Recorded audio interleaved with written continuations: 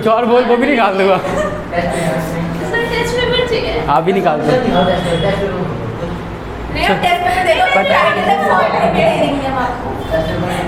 बस बस बस करो, बस करो।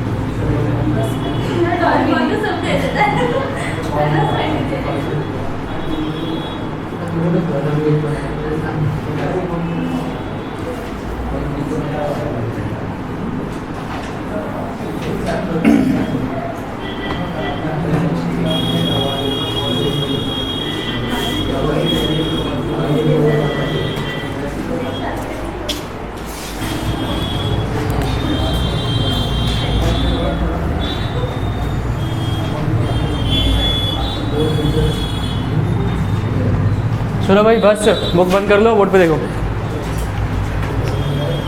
Okay, the topic is called four feature of share. ठीक है, अब तक आपने इश्यू ऑफ शेयर के बारे में क्या क्या पढ़ा हुआ है, डेफिनेशन ऑफ कंपनीज हमने डिस्कस कर लिया, ओवर सब्सक्रिप्शन अंडर सब्सक्रिप्शन पढ़ लिए, बहुत सारे क्वेश्चंस देखे थे हमने, और कैश बुक की प्रिपरेशन हमने करी थी। ठीक है, बैलेंस शीट का फॉर्मेट देखा था, वो एक अलग पार्ट है चैप्टर का। ठीक है, हमने शुरुआत में जब चैप्टर स्टार्ट किया तो हमने कहा था चैप्टर को हम दो पोर्शंस में बांटेंगे, एक issue of share for cash और एक issue of share for other than cash. ठीक है, तो अदर देन कैश वाला पोर्शन है वो तो बिल्कुल ही अलग है। फॉर कैश वाले पोर्शन के लिए हमने उसमें से आधा चैप्टर खत्म कर दिया, आधा, सिर्फ आधा अभी, जहाँ पर आपने क्या क्या सीखा हुआ है कि अगर आप शेयर को इशू करते हो कैश के लिए तो वहाँ पर केसेस दो बन सकते हैं, या तो ओवर सब्सक्रिप्शन के या फिर अंडर सब्सक्रिप्शन के। उसके बाद उसमें ये भी डिस्कस किया था कि हमने या तो शेयर किस पे इशू होते हैं, पार पे, प्रीमियम पे या फिर डिस्काउंट पे। ठीक है, जनरली जो कंपनी है वो शेयर को डिस्काउंट पे इशू नहीं कर सकती, बट एज पर सेक्शन 54 उसकी कुछ एक्सेप्शंस हैं जो कि क्या होती है, स्वेट इक्विटी शेयर्स, जिसके अंतर्गत कंपनी अपने शेयर डिस्काउंट पे इशू कर सकती है। किसको? अपने एम्प्लॉयज़ को, अपने बोर्ड ऑफ डायरेक्टर्स को।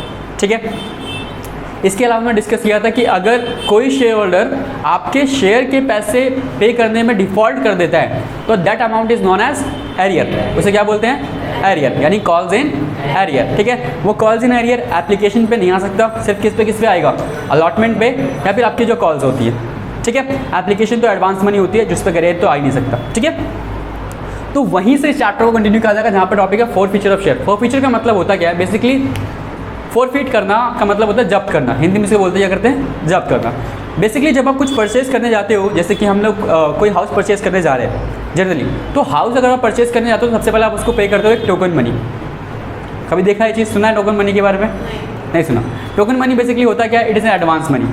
ठीक है, समझो कि एक पर्सन है जो घर खरीदने जा रहा है, ठीक है, और उसके बदले वो कुछ क्या पे करेगा? एडवांस, जिसको क्या बोला जाता है? Token money. ठीक है, और इसका जो ओनर है उसको ये टोकन मनी दे देगा और उसे कहेगा कि नेक्स्ट जो बाकी पेमेंट है, लेट्स से जो पूरा हाउस है वो 10 लाख का है और इसने 1 लाख रुपए भी दे दिए। ठीक है, और इसने कहा कि ओनर ने कहा नेक्स्ट 30 डेज़ के अंदर आप बाकी की पेमेंट कर देना, रिमेनिंग वाली, और घर जो है वो किसके नाम पे ट्रांसफ़र हो जाएगा? आपके नाम पे। ठीक है, तो जो रिमेनिंग पेमेंट है वो कितने दिन में होनी चाहिए? 30 डेज़ के अंदर अंदर। कितने लाख की? 9 लाख। अब यहाँ पे सिनेरियो बनते हैं दो, या तो वो पेमेंट कर देगा या फिर वो पेमेंट नहीं करेगा। अगर वो शेयर होल्डर यानी कि जो परचेज़ करने जा रहा है घर को, अगर उसने 9 लाख रुपीज़ 30 डेज़ के अंदर पे कर दिए तो क्या होगा?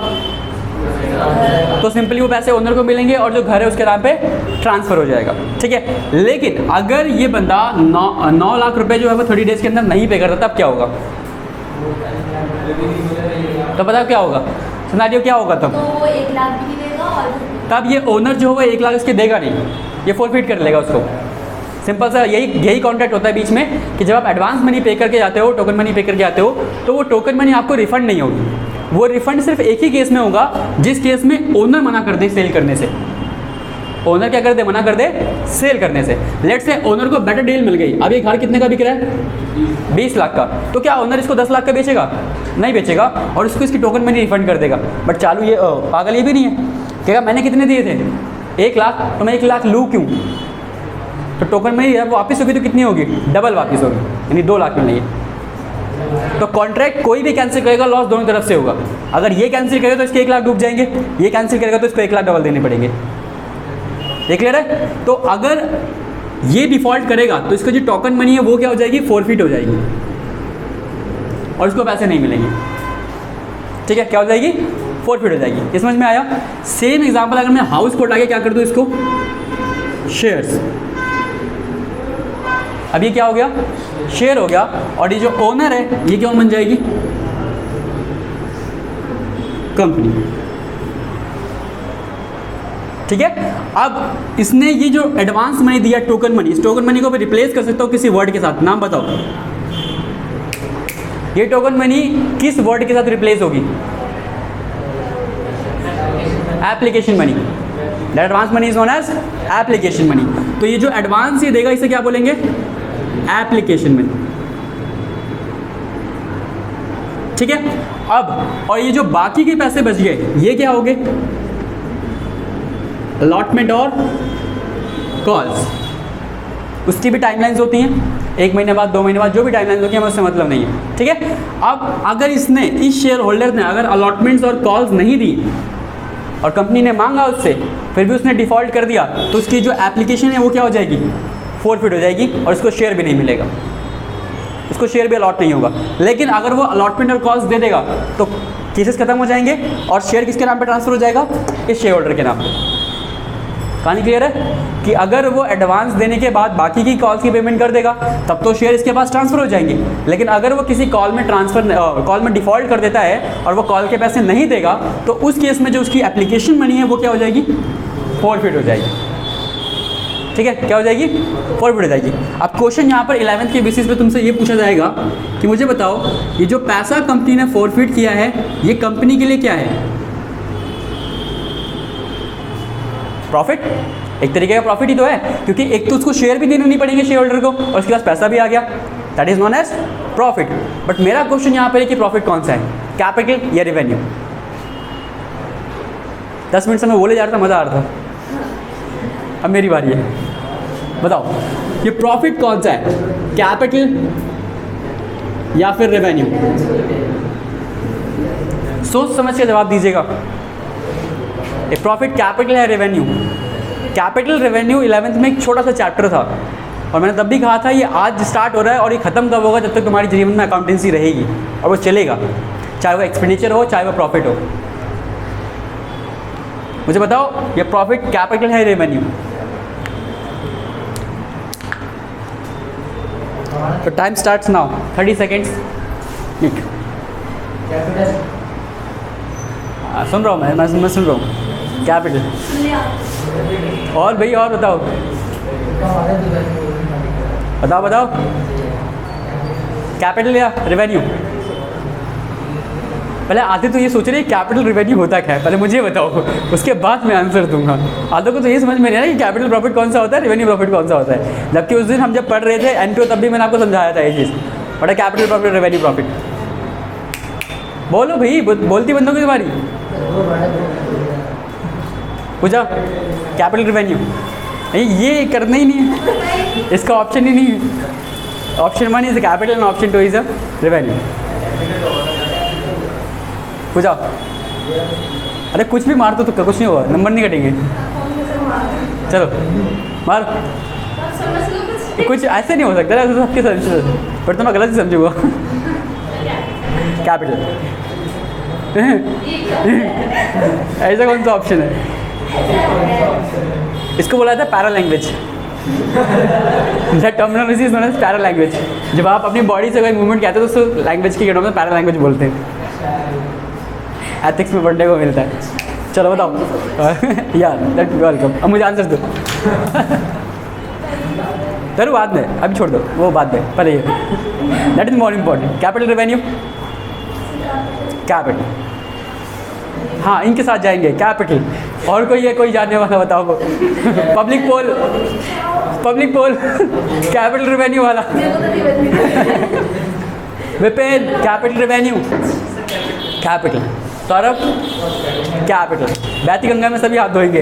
हाँ भाई कैपिटल रेवेन्यू, कैपिटल। अच्छा, जिन्होंने कैपिटल बोला था किसी को पता है कैपिटल क्यों बोला उन्होंने? मैं बोल रहा हूँ आंसर सही है, कैपिटल होगा, बट क्यों? बट क्यों, उसके पीछे बहुत छोटा सा लॉजिक है, वो तुमको पता है। 1 मिनट शांत रहो, लॉजिक तुमको पता है, बस तुम्हें बताना है। नहीं और हाँ नहीं और बताओ। अच्छा, रेवेन्यू प्रॉफिट क्या होता है या ऑपरेटिंग प्रॉफिट क्या होता है? जो आपकी नॉर्मल बिजनेस एक्टिविटी से अर्न होता है, that is known as revenue profit. तो सिंपल सी चीज़ है कि आप डेली फॉरफिट करते फिरते रहते हो क्या शेयर्स? आपका यही काम है बिजनेस का कि हम शेयर बेचेंगे, उनको डिफॉल्ट करवाएंगे और उनके पैसे जब्त कर लेंगे। यही हमारा मेन काम है, इसी से पैसे कमाने हमको, ये काम है हमारा। कंपनी का ये काम है क्या? नहीं, कंपनी की तो कुछ और एक्टिविटीज़ होंगी। क्या वो मैन्युफैक्चर करते हुए कोई चीज़ या कोई चीज़ सेल करते हुए, ट्रेडिंग करते हुए? उनका ये काम तो नहीं है कि शेयर्स पे डिफॉल्ट कराने हैं, उनसे पैसे ले लें, उनके पैसे जब्त कर देने, ये वाला तो काम नहीं है। ऐसे वो पिक्चर देखे ना, फिर हेरा फेरी देखिए ना, उसमें वो 30 मिनट्स वाला सीन होता है कि डिलीवरी बॉय जो आएगा वो 30 मिनट्स के बाद आएगा तो पिज़्ज़ा फ्री हो जाएगा। तो क्या करता है, डिलीवरी वाले के पीछे जाके खड़ा हो जाता है उसके पीछे पीछे घूमता रहता है, और जैसे ही 30 के 31 होता है, कह रहा ला मेरा पिज़्ज़ा अब तो फ्री है। तो ये वाला सीधे यहाँ पे।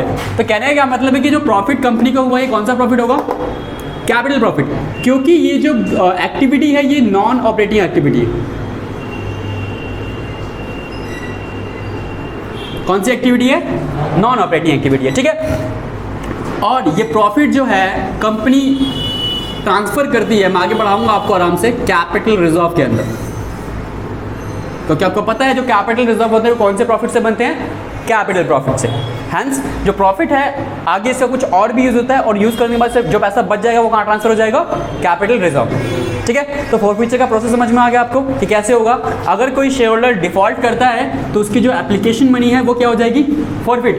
सिर्फ एप्लीकेशन मनी ही नहीं, लेट्स से उसने एप्लीकेशन दे दिया और क्या दे दिया?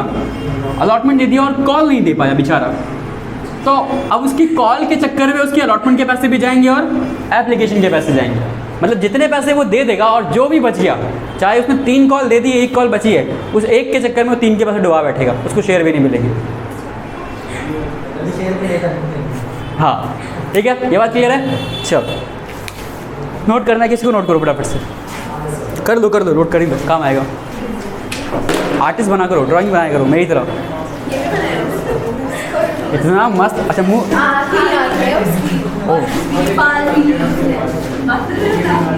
सैड, बेचारे के पैसे डूब गए, बेचारे। कंपनी मना कर दे, ऐसा मना ही नहीं कर सकती कंपनी।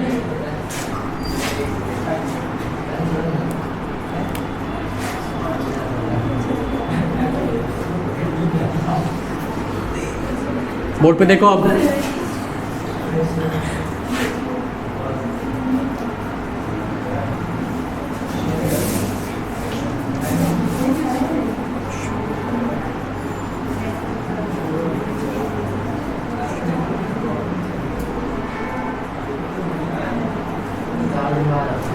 बातें बंद करो।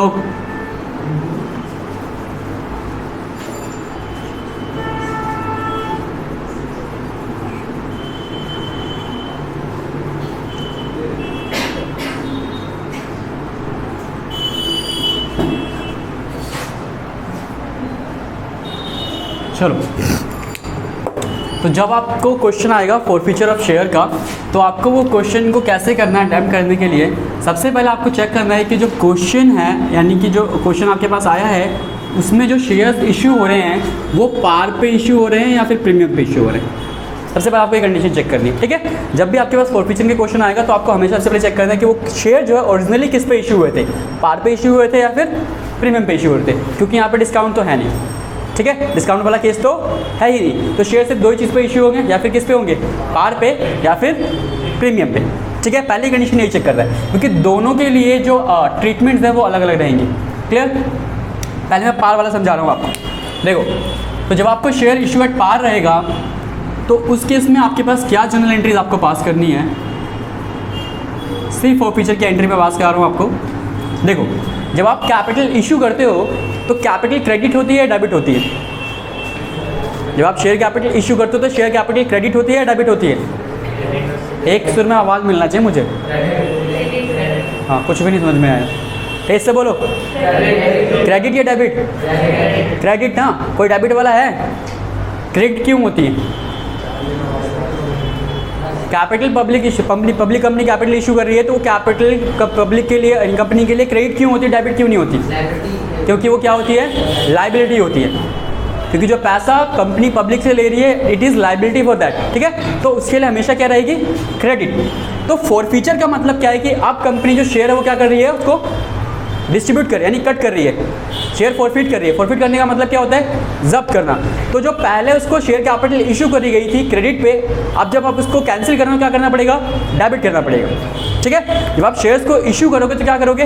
क्रेडिट। और जब शेयर आप फॉरफिट करोगे तो क्या करोगे? इसे डेबिट करोगे, समझे? क्योंकि जब इशू करोगे तो आपकी लाइबिलिटी बढ़ेगी, और जब आप फॉरफिट करोगे तो आपकी लाइबिलिटी क्या होगी? कम होगी। तो कम करने के लिए आप कैपिटल क्या कर दोगे? डेबिट करोगे, ठीक है। तो एंट्री क्या होगी? शेयर कैपिटल अकाउंट डेबिट, ठीक है। Share capital account debit. फिर आपको बताना है कि उसने कौन कौन से पैसे दे दिए, ठीक है, मतलब किस किस चीज़ के पैसे उसने दे दिए। तो जितने पैसे उसने दे दिए होंगे वो हम क्या कर लेंगे? फॉरफिट कर लेंगे। ये बताया था मैंने आपको कि जो शेयर होल्डर है उसने चाहे एप्लीकेशन पे कर दिया, चाहे अलॉटमेंट पे कर दिया, चाहे फर्स्ट कॉल पे कर दिया, जितनी कॉल्स वो पे कर देगा वो सारे पैसे हम क्या कर लेंगे? फॉरफिट कर लेंगे। और वो सारे पैसे इकट्ठा करके हम एक स्पेशल अकाउंट में डाल देंगे, that is known as share forfeiture account. Share forfeited account बोलो या फॉरफीचर बोलो, ठीक है। तो जो भी पैसा उसने दे दिया, यहाँ पर वो अमाउंट आएगा जो आपको क्या हो गया है? मिल गया है। समझे बात को? जितना पैसा आपको मिल गया है वो सारा पैसा इकट्ठा करो और कहाँ ट्रांसफर करो? शेयर फॉरफीचर अकाउंट में। एक स्पेशल अकाउंट आपका खुलेगा, ठीक है। फिर आपको वहाँ पे रीजंस देने पड़ेंगे, ऐसे नहीं आप कोई काम कर सकते। क्या देने पड़ेंगे? रीज़न कि आपने इसके शेयर क्यों फॉरफिट किए। आप किसी शेयर होल्डर्स के शेयर क्यों फॉरफिट करोगे? जब वो आपको पैसे नहीं देगा। और आपको ये भी बताना पड़ेगा कि उसने किस किस चीज़ के पैसे नहीं दिए, और आपको यहाँ पे क्या देने पड़ेंगे? रीजंस। जैसे मैं आपको अज्यूम करवा रहा हूँ कि इस एंट्री के लिए लेट्स से उसने एप्लीकेशन, अलॉटमेंट और कॉल, 3 चीज़ें होंगी। लेट्स से उसने पहले तो एप्लीकेशन दे दिया होगा, मैं कह रहा हूँ उसने अलॉटमेंट नहीं दिया, कॉल नहीं दिया। तो आपको वो दोनों रीज़न यहाँ पे मेंशन करने पड़ेंगे। क्या? कि उसने क्या नहीं पे किया? शेयर अलॉटमेंट नहीं पे किया, ठीक है। फिर उसने क्या नहीं पे किया? कॉल्स नहीं पे किया। तो आप यहाँ पे ये भी लिखोगे कि उसने शेयर कॉल्स अकाउंट नहीं पे किए। समझ में आया आपको? कि जब आप फॉरफीचर करोगे, क्योंकि आपने जब इशू किया था तो क्या किया था? कैपिटल को क्रेडिट, और जब आप फॉरफिट करोगे तो कैपिटल क्या होगी? डेबिट, ठीक है। फिर जितना पैसा आपको उससे मिला है वो सारा पैसा आप ट्रांसफर करोगे एक स्पेशल अकाउंट में, that is known as share forfeited account. और उसके बाद आप क्या दोगे? उसके रीजंस दोगे कि हमने इसका शेयर क्यों फॉरफिट किया। क्यों फॉरफिट किया? क्योंकि उसने हमें अलॉटमेंट के पैसे नहीं दिए, इसने हमें कॉल्स के पैसे नहीं दिए, ठीक है। और एक बात, यहाँ पर जो अमाउंट आप लिखोगे, यहाँ पर रोल पे करेगा कौन? Working note. याद है मैंने आपको एक वर्किंग नोट सिखाया था, जहाँ पर आपको शेयर अप्लाइड गिवन होते तो अलॉटेड निकालने होते थे, अलॉटेड गिवन है तो अप्लाई निकालने होते थे, और वहाँ से हमने एरियर निकाला था। याद है? नीचे एरियर निकल के आया था। वही एरियर यहाँ पर आपको दिखाना पड़ेगा। ये नोट वही प्ले करेंगे कि आपको अलॉटमेंट पे कितना पैसा रह गया एरियर, और कितना आपको कॉल्स पे रह गया एरियर। वो दोनों एरियर आपको यहाँ पे शो कर दें, ठीक है। तो बेसिकली आपको यहाँ पे दिखाना क्या है? एरियर्स, जितने जितने पैसे आपको कॉल्स और अलॉटमेंट पे नहीं मिले। एंट्री समझ में आ गया आपको? एंट्री डिफिकल्ट नहीं है, बट समझना है आपको क्या कहाँ पर आएगा। क्लियर? ये माइंड में हमेशा रखना है कि जितनी सी कैपिटल, ये जो है ना, ये वाला अमाउंट, इसके पे ध्यान रखो। देखो एंट्री दिख गई आपको, share capital account debit, share forfeiture account debit, जो जो रीजन है उनको आपने लिख दिया, ठीक है। अब सवाल उठता है कि ये जो एंट्री है इसका अमाउंट क्या आएगा? अमाउंट, तो अमाउंट जब आप लिखोगे तो ध्यान रखना, यहाँ पर हमेशा आप शेयर को मल्टीप्लाई करोगे कॉल्ड अप वैल्यू से।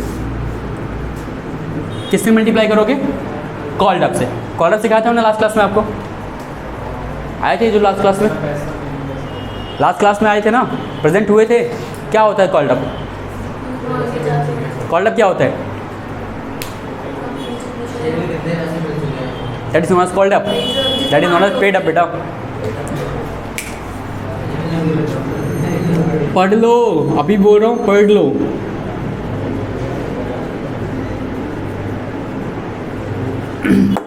देखो इधर, एप्लीकेशन 3, अलॉटमेंट 2 या फर्स्ट कॉल, और ये हो गया फाइनल कॉल 3, 3, 6 और 2, 4 और 2, 8। ठीक है, कितनी कॉल्स हैं? एप्लीकेशन, अलॉटमेंट, फर्स्ट कॉल और फाइनल कॉल।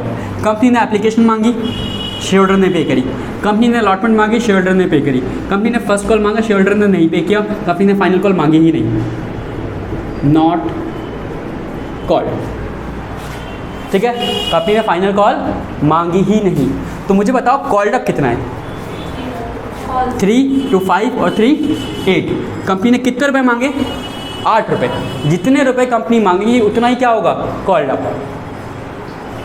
क्लियर? ये तो कंपनी ने मांगे नहीं। ठीक है, अब कंपनी का कहना है कि शेयर होल्डर ने मेरे को 5 रुपये नहीं दिए। कंपनी का कह रही है शेयर होल्डर ने मुझे 5 रुपये नहीं दिए। क्या ऐसा पॉसिबल है? पॉसिबल ही नहीं है, क्योंकि 2 रुपये तो कंपनी ने उससे मांगे ही नहीं। जब कंपनी ने उससे मांगे नहीं तो वो बेचारा देगा कहाँ से?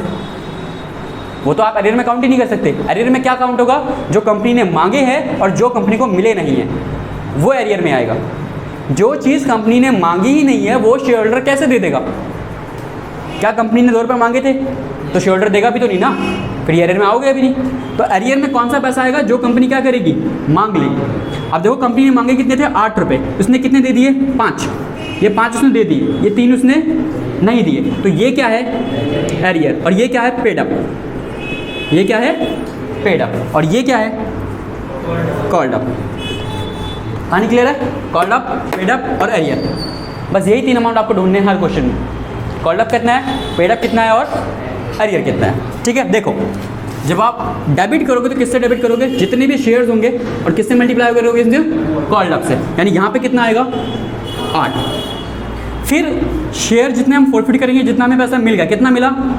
5 ही मिला ना, तो वो आप फॉरफिट कर लोगे। और जो एरियर है वो कहाँ पे आ जाएंगे? नीचे रीजंस में। कितना? 3, 5 और 3, 8 और 8। That's clear? चलो इसको नोट करो, और जिसको डाउट्स होगा मुझसे भी लेगा। नोट करो, मुझे वाला क्वेश्चन समझाना है अभी फटाफट से। स्पेस नहीं मेरे पास, छोटा सा बोर्ड है हमारा। किसी को कुछ पूछना नहीं है ना? ठीक है, रेस कर रहा हूँ मैं इसको।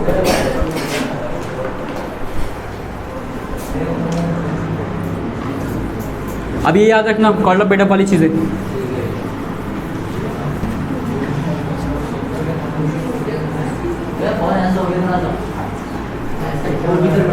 अरे यार मत करो यार, तुमसे तो काम ही कराना बेकार है। कह दो तो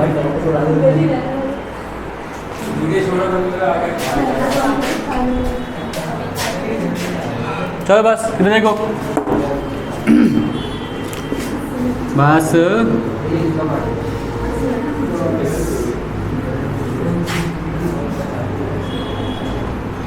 बोर्ड पे देखो। The second is when share are issued at a premium. तो उस केस में कैसे होगा? तो वहाँ पर फिर टॉपिक को आप 2 पोर्शन में डिवाइड करोगे। एक आपको देखना है कि क्या प्रीमियम रिसीव हो चुका है या नहीं। तो when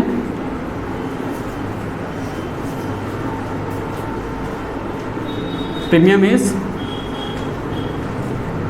receive, when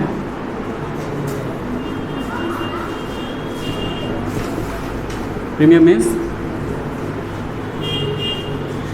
not receive.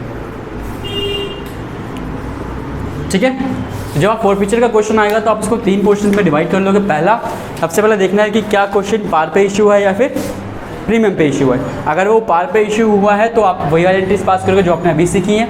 ठीक है, और उसके बाद अगर वो पार पे नहीं हो रहा तो फिर आप यहाँ पे आ जाओगे, that is known as premium. अगर वो क्वेश्चन प्रीमियम पे इशू हुआ था तो फिर आप क्वेश्चन को 2 पार्ट्स में डिवाइड करोगे, देखोगे कि क्या प्रीमियम आपको रिसीव हुआ है या फिर नहीं हुआ है। ठीक है, अगर प्रीमियम आपको रिसीव हो गया है तो भूल जाना कि इस क्वेश्चन में प्रीमियम था। वो गाना सुना, बुला देना मुझे, बस वही वाली चीज़।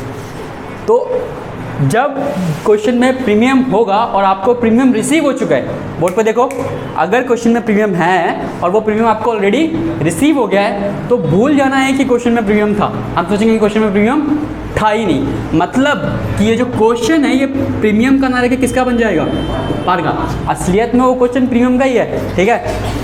इमेजिनेशन नाम की कोई चीज़ होती है, हम उस पर चल रहे हैं, अभी हम इमेजिनरी दुनिया में चल रहे हैं, ठीक है। तो जो हमारी इमेजिनरी दुनिया है उसमें आप क्या मान लोगे, क्वेश्चन किस चीज़ का है, पार का।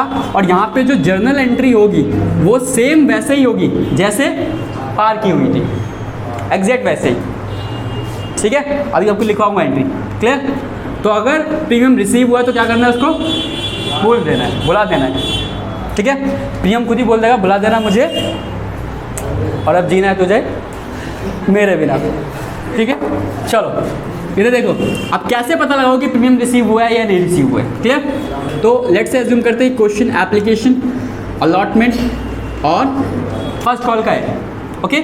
और जो प्रीमियम है वो किस पे है, अलॉटमेंट पे है। जनरली प्रीमियम किस पे होता है, अलॉटमेंट पे होता है। अच्छा, एक शेयर होल्डर है मिस्टर एक्स जिसने एप्लीकेशन पे कर दिया, अलॉटमेंट पे कर दिया, फर्स्ट कॉल नहीं दिया। तो मुझे बताओ क्या आपको प्रीमियम रिसीव हुआ है या नहीं हुआ, हो गया, क्योंकि उसने क्या पे कर दिया, अलॉटमेंट पे कर दिया। अलॉटमेंट पे कर दिया मतलब प्रीमियम भी पे हो गया, मतलब प्रीमियम क्या हो चुका है, रिसीव हो चुका है। और हम प्रीमियम को बोल जाएंगे तेरा मेरा रिश्ता यहीं तक था, ठीक है। और अगर उसने अलॉटमेंट नहीं दिया तब प्रीमियम नॉट पेड, तब रिश्ता रहेगा जन्मों जन्मों का, तब प्रीमियम साथ साथ चलेगा। शादी होती सजी, अभद्र भाषाओं का प्रयोग मत करवाओ मेरे से, क्लास में हूँ मैं। कैसे बातें करवाते हो तुम यार।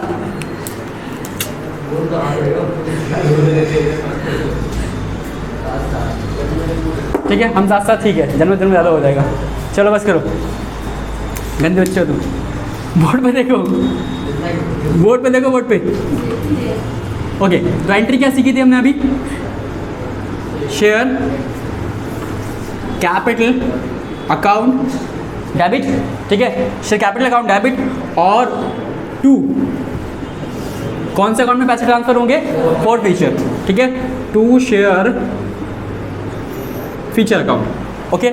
और अगर आप शेयर फॉरफिट करो तो क्या दोगे, रीजंस दोगे, और रीजंस में आप लिखोगे कि उसने क्या क्या नहीं पे किया, ठीक है। लेट्स से यहाँ पर उसने अलॉटमेंट पे कर दिया तो क्या बच गया, कॉल्स बच गया, ठीक है। क्या बच गया, कॉल्स बच गया। कि जनरली जो है वो प्रीमियम किस पे होता है, अलॉटमेंट पे, तो हम समझ रहे हैं अलॉटमेंट उसने पे कर दिया, ठीक है। अब देखो, आप अगर उसने अलॉटमेंट पे कर दिया होगा तो जब आप पैसे जब्त करोगे ना, ये वाला फॉरफिट करोगे, ठीक है। तो जब आप फॉरफिट करोगे तो इसमें से क्या माइनस कर दोगे, प्रीमियम।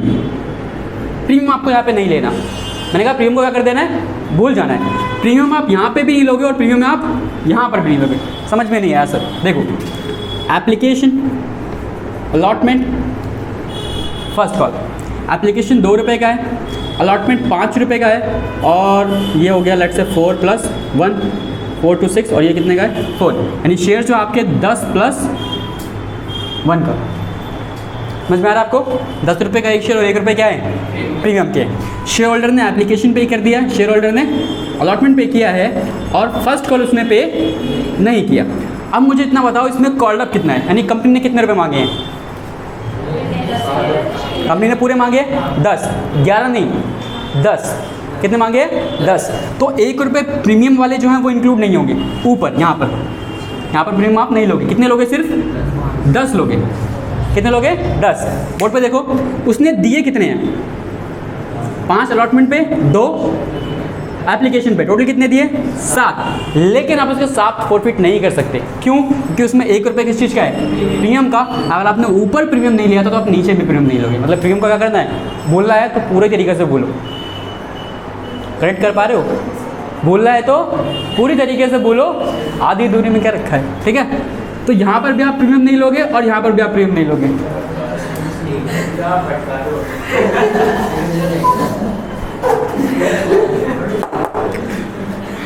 अच्छा, बहुत हो गया, आज हम ज़्यादा फ्लो में आ गए, ठीक है। ठीक है, तो अगर आप प्रीमियम यहाँ पर इंक्लूड नहीं करोगे तो यहाँ पर भी इंक्लूड होगा, नहीं होगा। तो यहाँ पर सिंपल एंट्री किससे होगी, कॉल्ड अप इनटू में शेयर, ठीक है। और यहाँ पर भी पेड अप इनटू में शेयर, और इस पेड अप में से क्या माइनस करना है, प्रीमियम माइनस कर देना है, और इसमें से भी क्या माइनस करना है, प्रीमियम। क्लियर है सबको? ये क्लियर है ना? चलो अब बात करते हैं इसकी। One premium is not receive. अगर आपको प्रीमियम रिसीव नहीं होना है तो प्रीमियम साथ साथ चलेगा। नहीं, रिफंड वाला कोई हिसाब किताब नहीं है भाई। कंपनी अपने पास रखेगी बट उसको फॉरफीचर में नहीं डालेगी, फॉरफीचर में शो नहीं होगा क्योंकि वो प्रीमियम का पैसा था, ठीक है, वो उसमें नहीं शो होगा, ठीक है। चलो देखो इधर, अगर प्रीमियम आपको रिसीव नहीं हुआ है तब आप कैसे एंट्री पास करोगे?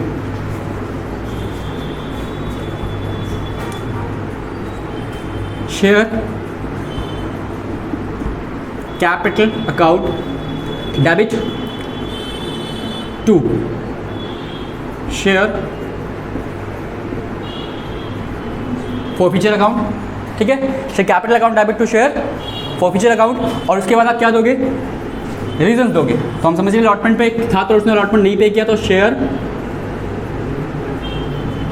अलॉटमेंट अकाउंट और to shares calls account. Entry में कोई चेंज ही नहीं है, अभी तक तो कोई चेंज नहीं दिख रहा, जैसा था वैसे ही रहा, ठीक है। यहाँ पर आप किससे मल्टीप्लाई करोगे? कॉल्ड अप से। एंट्री को कंफ्यूज नहीं करना, जैसे चल रहे हो वैसे चलते रहो बस। बस लिख जा कॉल्ड अप इनटू में शेयर्स, और इसको आप किससे मल्टीप्लाई करोगे? पेड अप इनटू में शेयर, ठीक है। ये चीज़ें वैसे चलेंगी। देखो इधर, अब हमने कहा कि अगर आपको प्रीमियम रिसीव नहीं हुआ तो आप कॉल्ड अप वाले पैसे तो डेबिट करोगे, साथ में क्या डेबिट करोगे? प्रीमियम भी डेबिट होगा यहाँ पे। अगर आपको प्रीमियम रिसीव नहीं हुआ तब, ठीक है, तब फॉरफीचर की एंट्री में एक चेंज आएगा और यहाँ पर क्या नाम आएगा? Security premium reserve account debit, ठीक है। तब क्या रिसीव होगा? Security premium reserve account debit. अगर आपको प्रीमियम रिसीव नहीं हुआ है तब, रिसीव हो गया तो भूल ही जाना है, तब तो प्रीमियम लेना ही नहीं हमको ऊपर। लेकिन अगर रिसीव नहीं हुआ है तो जो 10 रुपये आपके यहाँ पर है वो तो आएंगे, 7 रुपये 1 रुपये प्रीमियम का यहाँ पर भी आएगा। समझ में आ गया? ओके, इधर बोर्ड पे अभी बातें मत करो। जब आपने प्रीमियम ऊपर लिया है तो आप प्रीमियम नीचे भी लोगे। कहाँ पर? अलॉटमेंट पे। फिर जब आप यहाँ पे रीजंस दोगे तो यहाँ पर कितने रुपए लेंगे हम? पूरे के पूरे 5, 4 रुपये कैपिटल के और 1 रुपये प्रीमियम के। तो यहाँ पर भी प्रीमियम इंक्लूड होगा। तो अगर आप इंक्लूड करोगे तो पूरी तरीके से इंक्लूड करोगे, ऊपर भी और नीचे भी। नहीं लेना है तो कहीं नहीं लेना, ना ऊपर फॉरफिट करेंगे ना नीचे। क्लियर हो गया आपका? तो जब आपके पास फॉरफीचर का क्वेश्चन आएगा तो आपके माइंड में एक विजुअलाइजेशन क्रिएट होनी चाहिए उसी टाइम कि पहले तो आप क्वेश्चन को 2 पार्ट में बांटो। क्या? कि शेयर किस पे इशू हुआ है। पहला तो यही काम है हमारा कि शेयर पार पे इशू हुआ है या शेयर प्रीमियम पे इशू है। पार पे इशू है तो पार वाली एंट्री पास करेंगे, एक वो हो गया। अगर पार पे इशू में तो छोड़ दो, उस ग्राफ से उठ के यहाँ पे आ जाओ प्रीमियम पे। प्रीमियम पे जो आओगे तो प्रीमियम पे आपके पास 2 ऑप्शन है। कौन कौन से? या तो शेयर प्रीमियम पे इशू हुआ तो प्रीमियम पे हुआ होगा, या फिर प्रीमियम पे नहीं हुआ है। अगर प्रीमियम पे हुआ है तो प्रीमियम को भूल जाओ, और जैसी एंट्री अपने पार पे पास करी थी वैसी एंट्री आपको यहाँ पास कर दी। प्रीमियम को छोड़ देना है ऊपर भी और नीचे भी। लेकिन अगर उसने प्रीमियम नहीं दिया है तो प्रीमियम आप पकड़ोगे और प्रीमियम ऊपर भी डेबिट होगा और प्रीमियम नीचे भी डेबिट होगा। क्लियर है? बाकी चीज़ों में कोई चेंज नहीं है, बाकी चीज़ों में कोई चीज़ नहीं है, ठीक है। अब जैसे जैसे क्वेश्चन आगे आएंगे वैसे वैसे क्वेश्चन का लेवल मैं बढ़ाते जाऊँगा। अभी के लिए समझने वाला ट्रिक है यही। समझ में आ गई एंट्रीज आपको? रट के हम नहीं कर रहे हैं कभी भी एंट्रीज को, हमेशा हम एंट्री समझ के करेंगे, ठीक है। एंट्रीज हम हमेशा समझ के करेंगे। क्लियर? नोट करो फटाफट से इसको जल्दी से।